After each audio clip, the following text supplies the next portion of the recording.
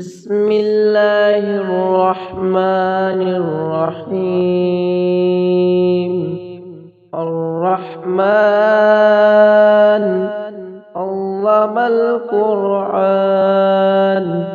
خلق الإنسان علمه البيان.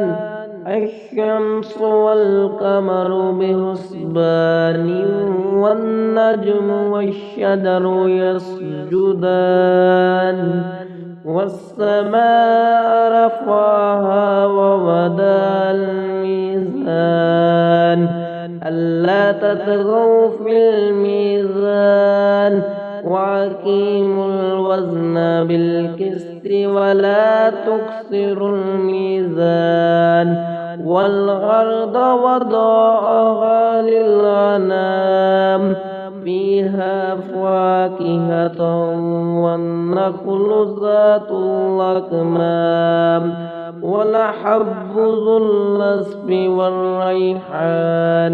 وبأي آلاء ربكما تكذبان؟ خلق الإنسان من صلصال كالفخار وخلق الجان من مارد من نار. وبأي آلاء ربكما تكذبان؟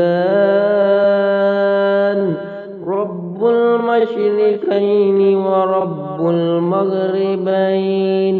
وبأي آلاء ربكما تكذبان؟ مرج البحرين يلتقيان بينهما برزخ لا يبغيان. وبأي آلاء ربكما تكذبان؟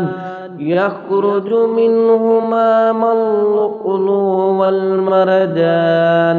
وبأي آلاء ربكما تكذبان؟ وله الجوار المنشآت في البحر كالأعلام.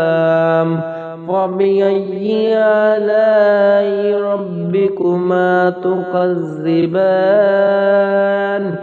كل من عليها فان ويبقى وجه ربك ذو الجلال والإكرام. وبأي آلاء ربكما تكذبان؟ يسأله من في السماوات والأرض كل يوم هو في شأن. وبأي آلاء ربكما تكذبان؟ سنفرغ لكم أيها الثقلان. وبأي آلاء ربكما تكذبان؟ يا معشر الجن والإنس إن استطعتم أن تنفذوا من أقطار السماوات والأرض فانفذوا لا تنفذون إلا بسلطان. وبأي آلاء ربكما تكذبان؟ يرسل عليكما شواظ من نار ونحاس فلا تنتصران. وبأي آلاء ربكما تكذبان؟ فإذا انشقت السماء فكانت وردة كالدهان. وبأي آلاء ربكما تكذبان؟ فيومئذ لا يسأل عن ذنبه إنس ولا جان. فبأي آلاء ربكما تكذبان يعرف المجرمون بسيماهم فيؤخذ بالنواصي والأقدام فبأي آلاء ربكما تكذبان هذه جهنم التي يكذب بها المجرمون يطوفون بينها وبين حميم عان فبأي آلاء ربكما تكذبان ولمن خاف مقام ربه جنتان فبأي آلاء ربكما تكذبان ذواتا أفنان فبأي آلاء ربكما تكذبان فيهما عينان تجريان وبأي آلاء ربكما تكذبان فيهما من كل فاكهة زوجان وبأي آلاء ربكما تكذبان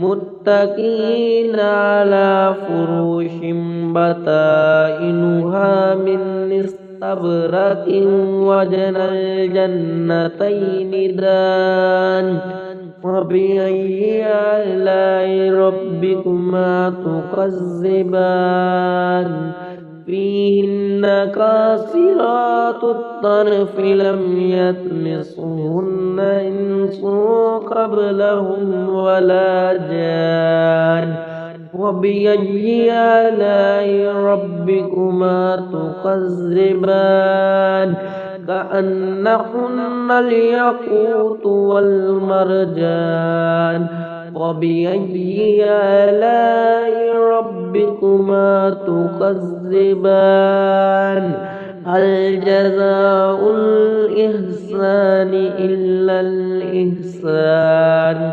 وبأي آلاء ربكما تكذبان ومن دونهما جنتان فبأي آلاء ربكما تكذبان مدحمتان